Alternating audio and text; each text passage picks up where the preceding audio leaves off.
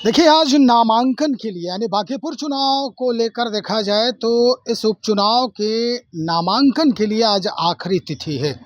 13 तारीख को आखिरी तिथि रखा गया था। आज आखिरी तिथि है और इस बात की चर्चा पिछले कई दिनों से हो रही थी कि भाई आखिरी तिथि में कौन-कौन लोग आज नामांकन करेंगे। तो आपको बता दें कि भारतीय जनता पार्टी के जो नए चेहरा जिन्हें नामित किया गया है वो नीरज कुमार सिन्हा वो आज करेंगे। इधर प्रशांत किशोर जो जनसुराज के प्रणेता हैं उनका नामांकन है और कई निर्दलीय जो लोग हैं आज वो भी अपना नामांकन करेंगे इस उपचुनाव में अपने भाग्य आजमाने के लिए। लेकिन इस बात को लेकर जो सत्ता पक्ष के लोग हैं वो कई तरह के बयान देते आ रहे हैं। हालांकि विपक्ष अपने स्तर से तो बयान दे ही रहे हैं, लेकिन सत्ता पक्ष के लोगों का भी जो है वो एक अलग अंदाज है, अलग नज़रिया है देखने का। जाहिर सी बात है, हम सबसे पहले आपको सुनवाते हैं। जनता दल यूनाइटेड के वरीय नेता हैं और फिल वक्त बिहार सरकार के मंत्री हैं श्रवण कुमार। वो प्रशांत किशोर के नामांकन को लेकर बड़ा बयान दे रहे हैं। क्या कहना है उनका, हम सीधा उन्हीं की जुबानी आप तक पहुंचा रहे हैं, सुनिए। देखिए, जब तक नॉमिनेशन का डेट खत्म नहीं हो जाता है तब तक उम्मीदवार नामांकन करते रहते हैं और जो पॉलिटिकल पार्टी है वो अपने उम्मीदवारों को खड़ा करती है। जब चुनाव के मैदान में जब जाएंगे तब जनता के बीच में जाएंगे। जनता का आशीर्वाद प्यार जिनको समर्थन मिलेगा वही विधानसभा में जीत के जाएंगे।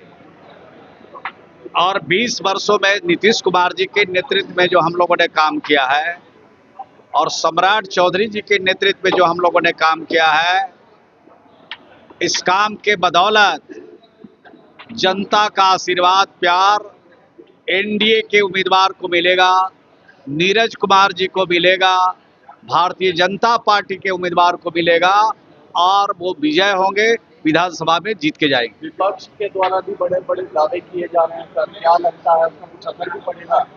विपक्ष के लोग तो हमेशा दावा करते हैं और विधानसभा के चुनाव से पहले भी दावा करते थे। तो विधानसभा के चुनाव से पहले जब दावा करते थे तो एनडीए के पक्ष में 202 विधायक जीत करके एनडीए के आए और विपक्ष का सफाया हो गया।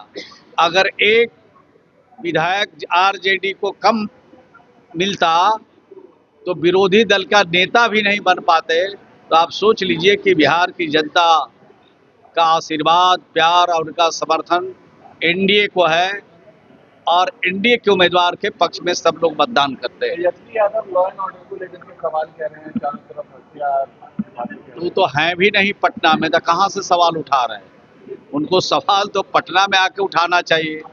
उनके उम्मीदवार खोज रहे हैं कैंपेन के लिए तो वो भेटा नहीं रहे हैं।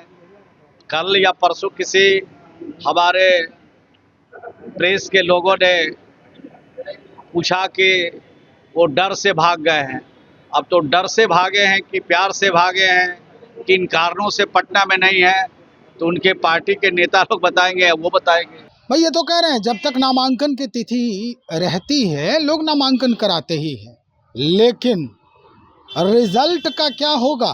रिजल्ट तो उसी के पक्ष में आने वाला है जिसके जो पहले के लोग हैं, यानी जिसके जो गार्जियन हैं, जिसके जो पुरोधा हैं, वो एक रास्ता बना चुके हैं। यानी सीधा नीतीश कुमार और सम्राट चौधरी की बात कर रहे हैं कि इनके चेहरे पर इनके किए गए कृत्य को देखते हुए बांकीपुर की जनता जो है वो किसे अपना मत प्रदान करेगी। यानी नीरज कुमार सिन्हा जो हैं वो जीतने वाले हैं, जैसा कि मंत्री श्रवण कुमार कह रहे हैं। विपक्षियों के बात को लेकर के उन्होंने एक बड़ा बयान दिया है और कहा है कि विपक्षी तो ढूंढ रहे हैं कि भाई जो उनके कैंडिडेट हैं उनके कैंपेन के लिए जो नेता प्रतिपक्ष हैं वो नहीं आ रहे हैं, वो कहीं और टूर पे निकल चुके हैं। तो निश्चित तौर से इस बात को समझने की ज़रूरत है कि आखिर उनको पता है, एहसास है कि बांकीपुर से कौन निकल रहा है, कौन जीतेगा और कौन पहुंचेगा विधानसभा में। तो चलिए देखते हैं क्या कुछ परिदृश्य बदलता है इस उपचुनाव के बाद। कैसा नज़ारा होता है, कौन वो चेहरा है वो जीत कर सीधा विधानसभा पहुंचता है और बांकीपुर की जनता का प्रतिनिधित्व करता है। बने रहिएगा, जैसे ही कुछ जानकारी और हासिल होगी हम आप तक पहुंचाएंगे। बहुत शुक्रिया।